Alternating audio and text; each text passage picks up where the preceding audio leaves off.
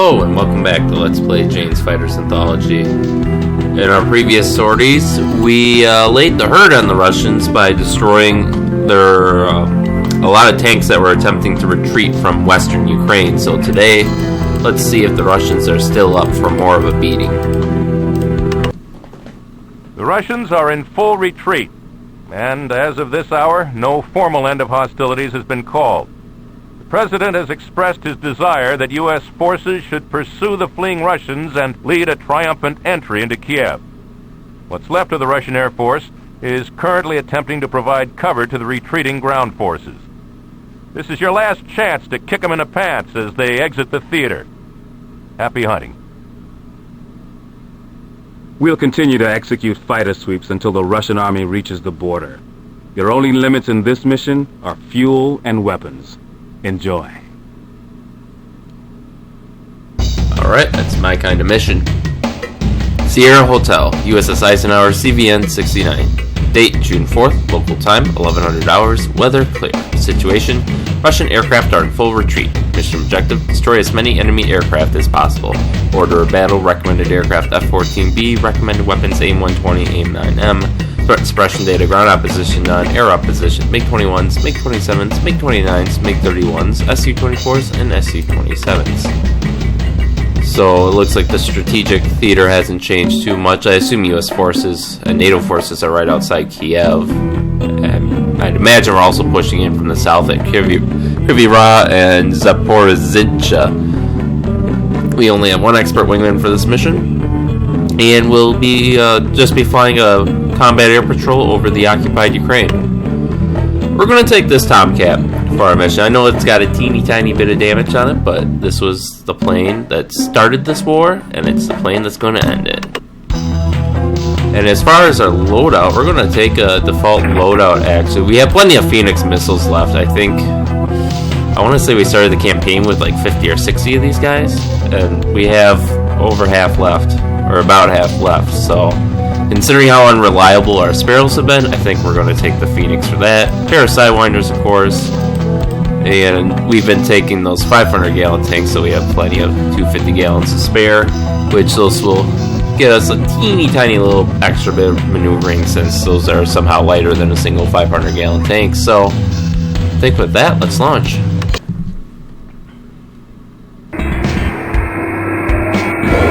Stand by.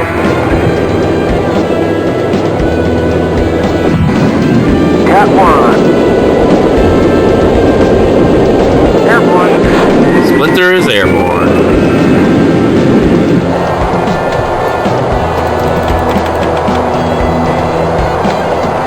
Alright, so let's see if there's an AWACS we can link up with. We have an F-18 Hornet there. MiGs.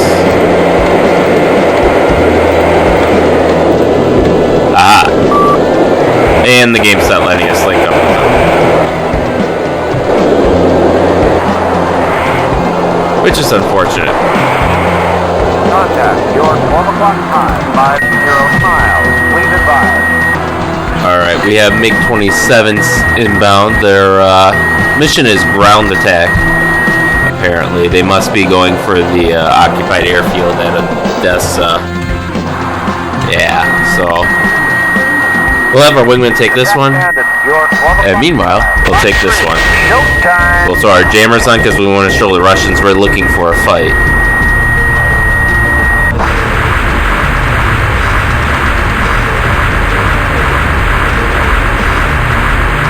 Class 1, blogger.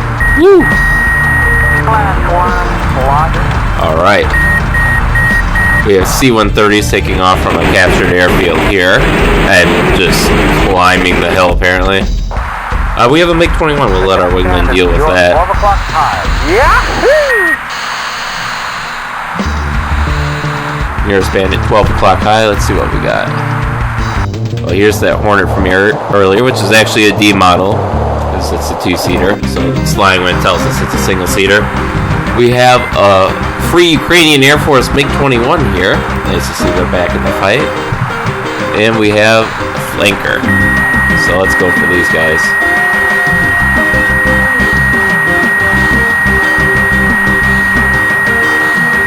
see MiG-31 and an E-8 J-Stars, which, despite the fact it's a high-value target, the Russians aren't making a move on it. Although, given the constraints of when this game was made, I mean, in real life, there would probably be hundreds of planes over Ukraine right now. As it is, we see a dozen, maybe. So, I assume there would be a full wing protecting that J-Stars.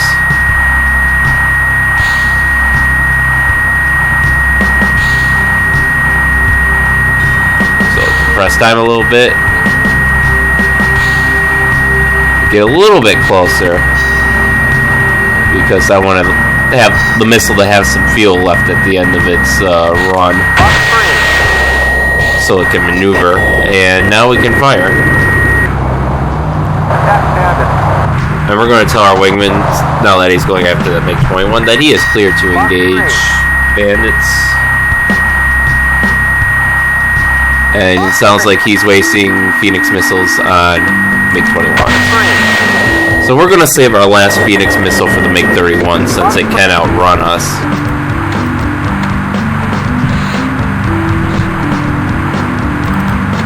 I think our wingman just wasted all of his Phoenix missiles. Alright. At least our wingman got a kill out of it. Flash one bandit. Alright.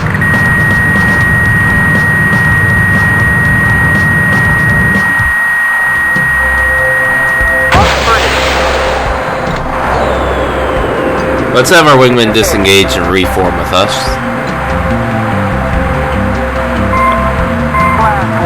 Alright.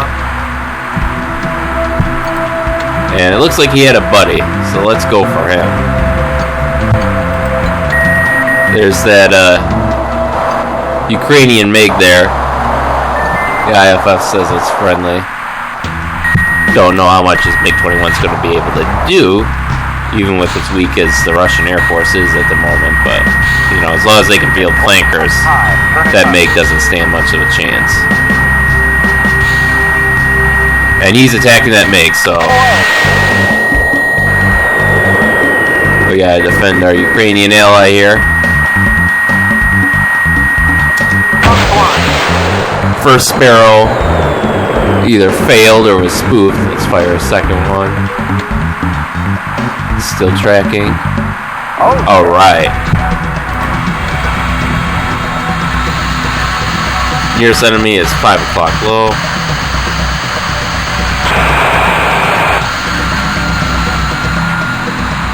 $1 low. And there goes the field tanks, although we haven't actually gotten into a dogfight yet, surprisingly.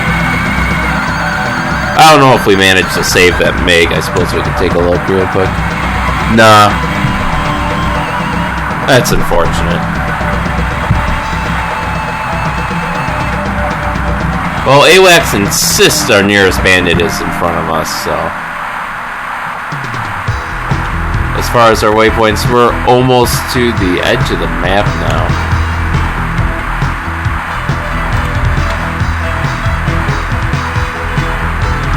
We're to our D checkpoint.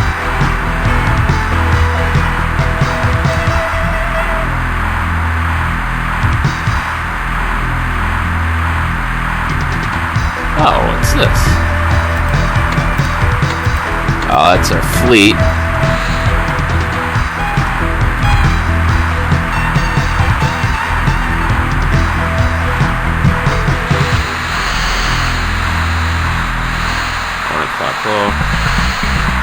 Well, I'm gonna slow down then and save on fuel until we find this guy. Oh! He's just taking off. Perfect. We can ambush them.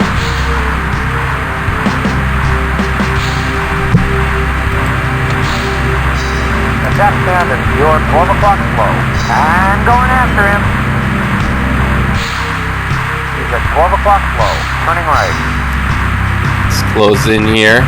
Should be an even foot. They have IR missiles, we have IR missiles. But we have the superior aircraft.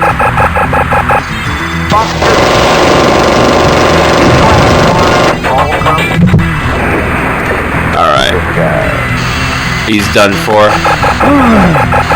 Fox 2. Not clear. All right. 218. Now we are Winchester, save for our cannon. Switch to that.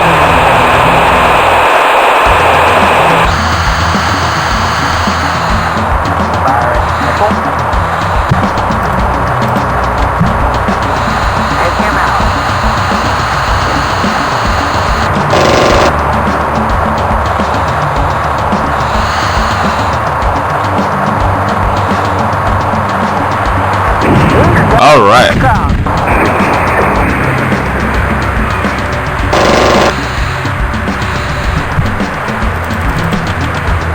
Seven o'clock low nearest bandit. We don't hear mission complete music yet, so something's still out of there. There's another friendly MiG-21. I suppose we can see if the Tusk still has anyone left to launch, and it looks like that's a no. 12 miles, 1 o'clock. 2 o'clock low. 10 miles, 1 o'clock.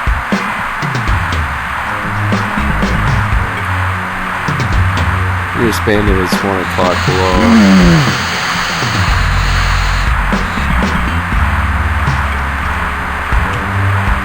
We're getting to the edge of the map here. We see Rostov. Rostov has the last bandit. So we're either at or over the Russian border, I think, at this point. I mean, you can see the map ends there. It's just water. Attack bandit, your 12 o'clock flow. I'm on it.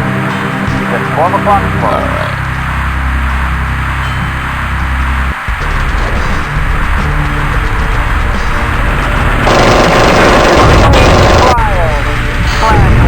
Alright, minimal damage from that. And that's mission accomplished, so now we can get the hell out of here. And other than that little bit of cannon fire we took at the end, that was actually a really good mission. Ukrainian MiG-29, so... Alright, so we have 140 nautical miles to go. In the meantime, here's some information on some proposed F-14 successors. Fortunately, none of them ever saw the light of day, but some of the concepts are definitely very interesting, and some of them I wish they had gone forward with, quite frankly. So, starting off, the F-14E Quick Strike. This would have been an F-14D with support for navigation, targeting pods, extra hardpoints, and ground attack capabilities, on top of flows already included in the D models. This was proposed as a cheap upgrade to the F-14s to enable them to be more versatile, and Navy wasn't satisfied with that. In their opinion, that wasn't enough. So they then proposed, Northrop Grumman proposed, the Super Tomcat 21, or the Super Tomcat for the 21st Century program.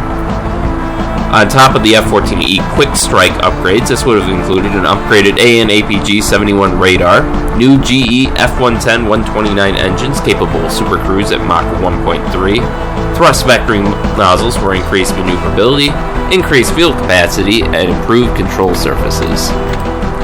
And there are some who thought that that didn't go far enough. And, you know, the Navy had that Navy Advanced Tactical Fighter competition that they wanted to plan for, so that I think by this point was canceled. So Northrop Grumman went one step further with the Attack Super Tomcat 21, or Attack Super Tomcat for the 21st century.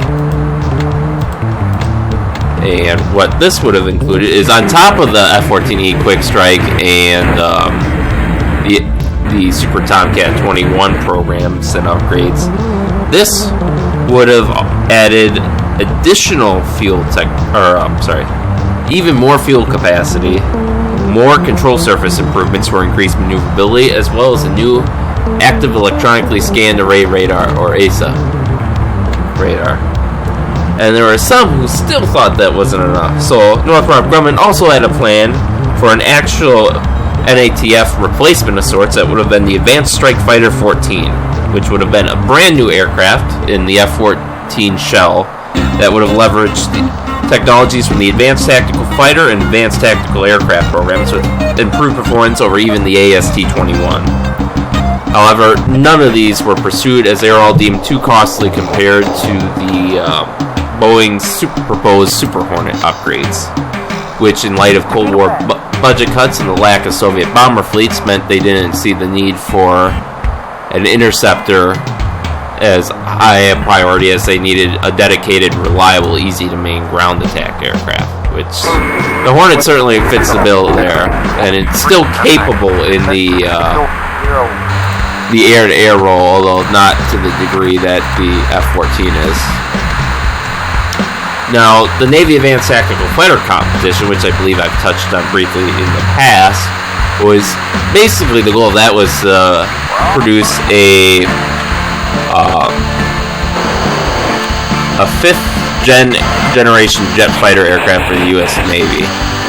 And some of the proposed contenders for that included a navalized F-22, which this game shows as the F-22N.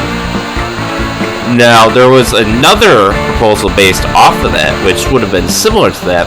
It would have been a navalized F-22, but it would have included swing wing technology. So think, the love child of an F-14 and an F-22. Just imagine how sexy that would have been. Unfortunately, that was canceled along with the bulk of the F-22 order. They originally ordered, I think, like 700 because they were supposed to replace the F-15C Eagle. And budget cuts meant that they only ordered not even 200, which is still more stealth fighters than any other country in the world has. But it's a little disappointing because now we're dragging out these F-15s. It's also worth noting that a lot of people believe that these advanced F-14 derivatives would have also included radar-reducing features, the same way that the Super Hornet introduced radar-reducing features. And they actually have a lower radar cross-section over the Legacy Hornet. Lower. Lower. Lower. Lower. Lower.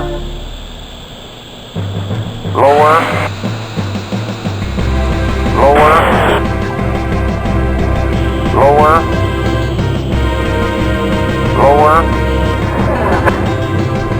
Alright, not the great landing I wanted, but the fact that we were able to glide in all that way, at least a mile, that's better than we've done in the past. So, let's be honest with ourselves there. Now, currently, possible more of a spiritual successor to the NATF and the advanced F-14 derivatives is the FAXX program, which the Navy has launched to find a replacement for its Super Hornet fighters. And there's not much known about these yet because they're still in a very early stage of development. But some things that are known include the fact that the Navy wants support for energy weapons such as lasers. They want increased power generation, the power set lasers. They want smart skins, which is basically, as I understand it, sensors embedded directly into the skin or structure of the aircraft. So kind of like the EOTS system on the F-35, but like take it to the next level. They also are supposed to include variable cycle engines, and what these are supposed to do is allow you to basically reconfigure an engine in flight for optimized fuel efficiency or speed. So that way, if you're doing a ground strike in Iraq, you set it to fuel efficiency because unless you're doing close air support, there's no need for speed, at least not a super immediate need.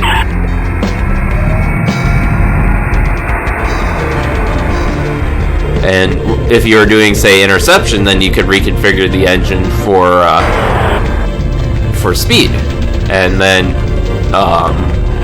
you could basically fill two roles with one engine.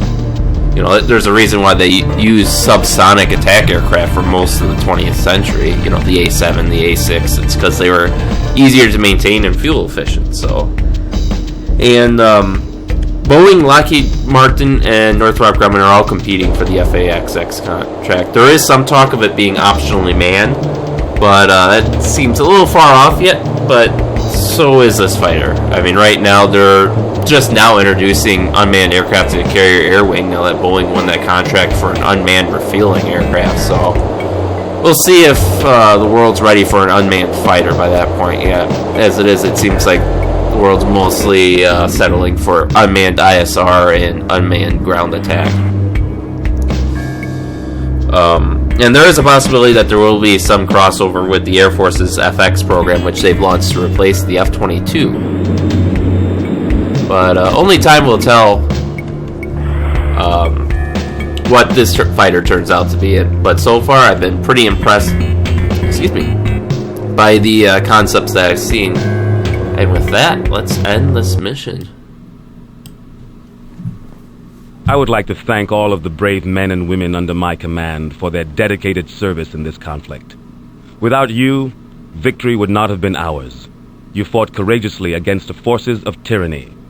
For this, your government thanks you. The people of Ukraine thank you. And the free world thanks you. There's the U.S. troops marching into Kiev, and after a moment of silence for all the people who lost their lives like wax, all I can say is USA! USA! USA! Alright, debrief. USS Eisenhower, CVN 69. Date June 3rd. Mission Sierra Hotel. Resolution success. Outstanding. You shut down more enemy aces in one day than most fighter pilots ever dream of. Be smart when you sell your movie rights. So we destroyed 10 aircraft. We only took 9% damage. I don't know if that includes the 2% that we started out with. We had a 50% landing grade. Wingman had a 40% landing grade, took no damage. We killed 6 fighters. Our wingman killed 4. So our wingman had a pair of MiG-21s, MiG-27, and the MiG-29, whereas we had, I believe, MiG-27, MiG-21. We had a MiG-31. We had a flanker. We had a MiG-29, and I think we had another flanker then, but would bring us to our 6. 3/4 of our missiles hit, 1 failed, 1 was spoofed, 11% in our gun. There was 1 missile on us that just failed, and that MiG-21 landed a third of his few cannon rounds on us. And that is it for this campaign. We can see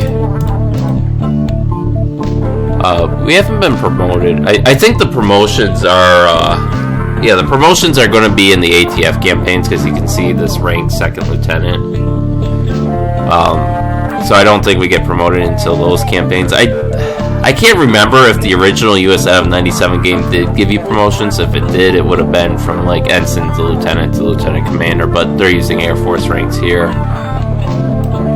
So yeah, that's the Ukraine campaign. We can see we got the Navy Cross, the Navy Expeditionary Medal, the Air Medal, Navy Achievement Medal, Navy Distinguished Service Medal, Navy Commendation Medal.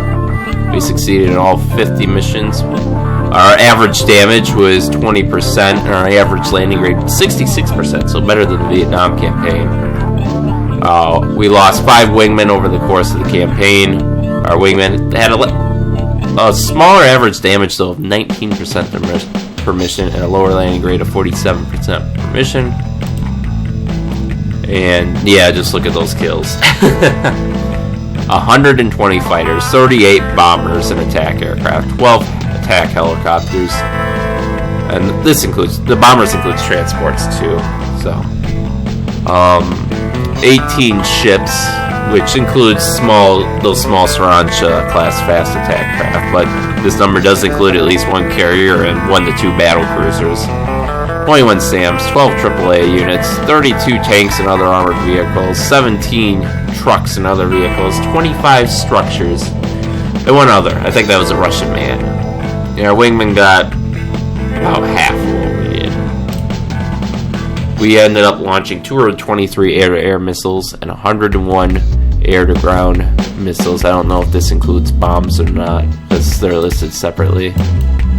There were 140 air missiles and 187 SAMs launched at us.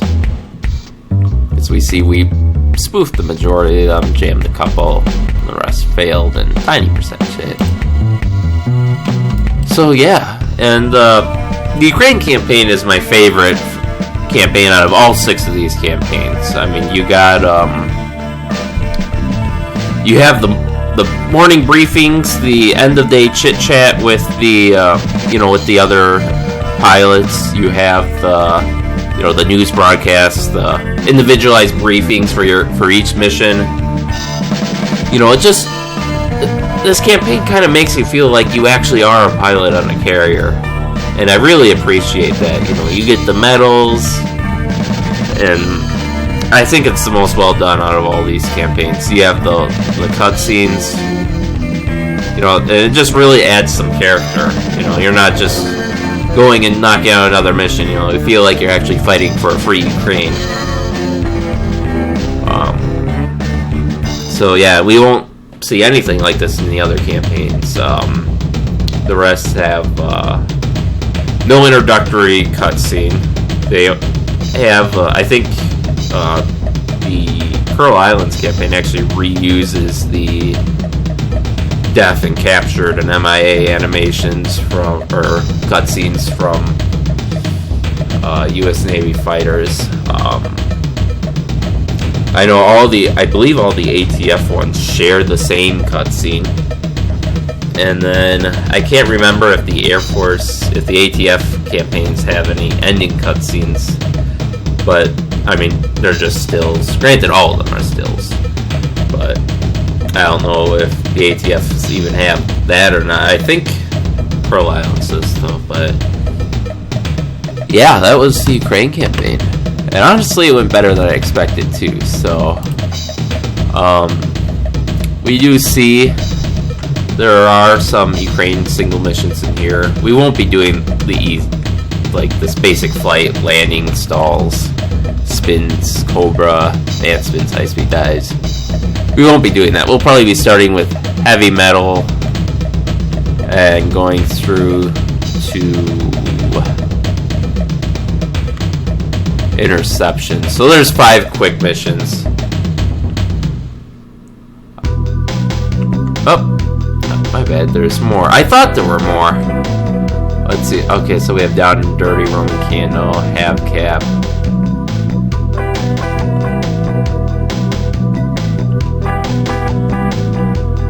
Oh, these are... Okay. So these seem to be the campaign missions. And now they're available as a single mission. Because I recognize a lot of these names. So I guess we won't be doing those because there's no point in redoing the missions. So yeah, so we'll do those 5 single missions. I don't know if any of them... I don't remember all the perspectives. I think there's a couple that might be played from the Ukraine perspective.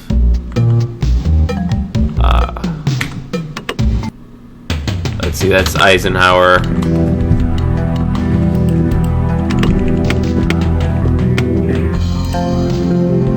I thought one of these was... It's also Eisenhower.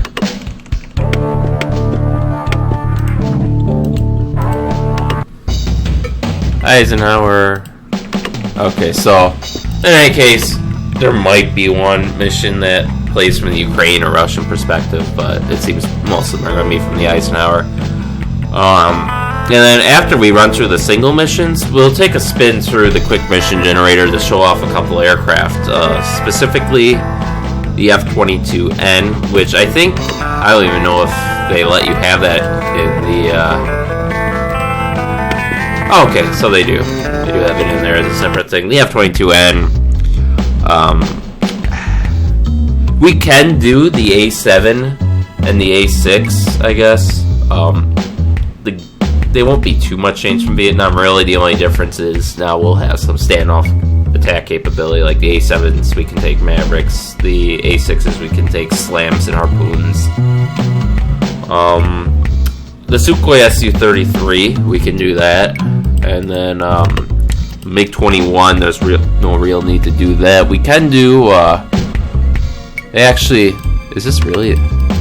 They greatly expanded on the player aircraft in ATF, it looks like, because I know in USNF 97 you had like 2 pages of aircraft that you could fly, not even, I think. And now we have we can even take backfires and bears and stuff. So we'll probably go over, let's see. We can do I'll leave A-10s for the Air Force campaign. Carriers will leave. Let's see what else. Most of the Air Force aircraft I'll leave for the ATF campaigns. So we'll mostly be dealing with the Russian aircrafts like the MiG-23, the MiG-25. See, this MiG-23 is what we should have been facing most of the time, because that's an actual fighter, and the MiG-27 is a ground attack variant. So the game does have separate aircraft. I wonder if this was introduced with ATF then. We can do MiG-29s. The C variant is what we faced. I think we had, 1 or 2 MiG-31s at the end. But I'm rambling now. I can do that on my own time. So in any case, that was the Ukraine campaign. I hope you enjoyed it, and stay tuned for next time, and we'll see you then.